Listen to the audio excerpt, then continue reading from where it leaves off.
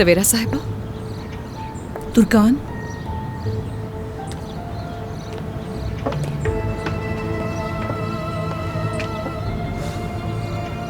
मुझे लगा आप एक मुअज़्ज़ज़ और काबिल फ़ख्र खातून हैं। अपने बेटे के साथ जो जिंदगी आपने अकेले गुजारी उसका मुझे एहतराम था, मगर अब नहीं, गलत थी मैं। क्यों तुर्कान?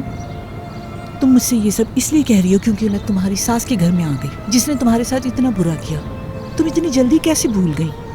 मेरे और मेरी सास के दरमियान जो कुछ भी होता है वो मेरा मसला है, आपका नहीं। वैसे भी अब तक जो कुछ बुरा हुआ है उस सब की जिम्मेदार आप हैं। आपकी वजह से मेरा घर टूट रहा था और अब इसी वजह से रोशन साहिबा और उज़ैर बाबा की शादी तबाह हो रही है। क्या चाहती हैं? क्या मौके की तलाश में थी?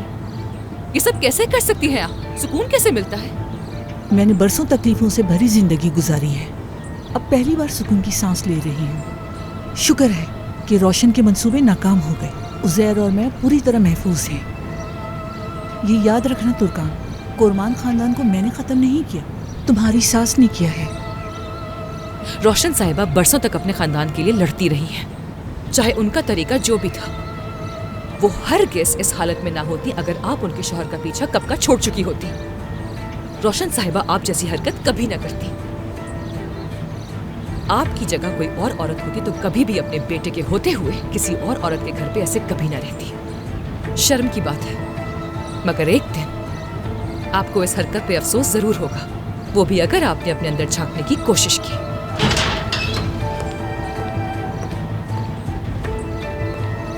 तुर्कान,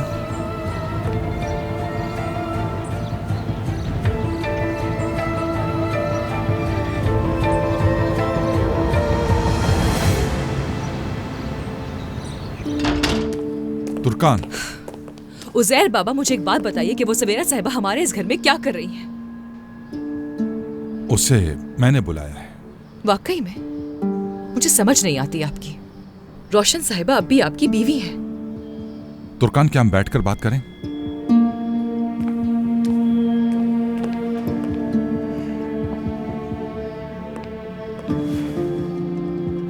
देखो बेटी, रोशन ने अपना रास्ता खुद चुना है। और उमर का क्या? क्या आप उसे भी खोने के लिए तैयार हैं? आप ऐसे तो कभी नहीं थे। अगर मैं इस घर में होती तो फिर आप क्या करते? क्या उन्हें मेरे होते हुए इस घर में लेकर आते? और शायद आप भूल रहे हैं कि उमर और मेरे बीच सारे मसाइल उन्हीं की वजह से पैदा हुए। तुर्कान बेटी, कुछ ऐसी बातें हैं जो तुम नहीं जानती। जो जानती हूँ वही काफी है और नहीं जानना है मुझे। तुर्कान, मेरी तुमसे एक रिक्वेस्ट है। उमर और रोशन को नहीं बताना कि सवेरा यहाँ इस घर में रह रही है, ठीक है? कब तक छुपाएंगे ये बात उनसे? बेटी, बस ये बात तुम्हारे जरिए ना सुनो। वक्त आएगा तो खुद पता चल जाएगा। ठीक है।